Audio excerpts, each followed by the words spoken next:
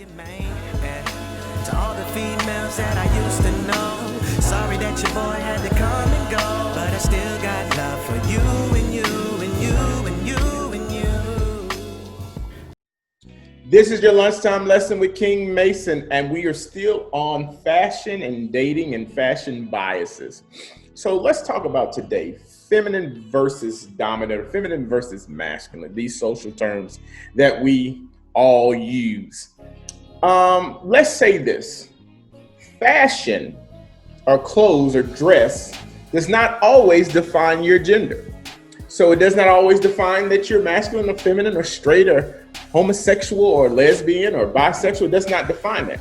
So if you see me out in some fishnet shirts and pants, that don't mean that I'm gay. That just means they had a sale at the DXL and I thought it looked good on me. So, Rebecca, what do you say about that?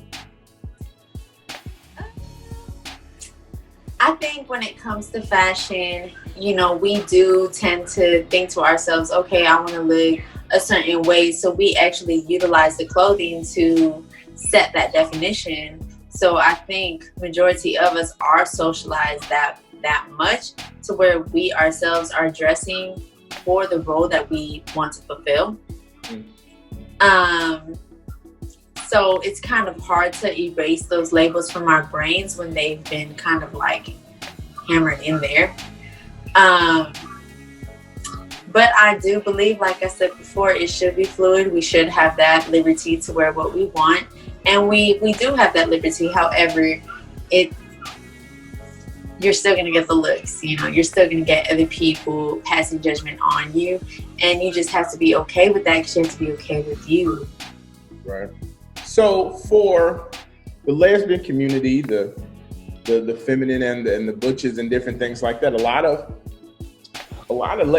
different lesbian, masculine lesbians, they dress like men or resembling a man. So I think that is the role that they want. However, I don't think that you should judge, because some women do dress like that and they are just tomboys. Some women love Jordans. Some women love baggy pants. Some women love just male attire. I know back in the 90s when everybody was wearing baggy clothes and the jerseys and things like that, sometimes you couldn't differentiate, was it a male jersey or a female jersey? It was just a jersey. And I think our labeling, once again, has to change, that things are only for certain people. It's a shirt, it's blouse or whatever, you know what I'm saying? As long as it's covering and you're appropriate to whatever that is, you able to wear what the fuck you want to. So right. Listen, they are having sales with chaps and your ass out down in the Montrose. So go ahead and get up on it, okay? So for more relationship advice, please buy my book, Me Before We, at mebeforewe.tv.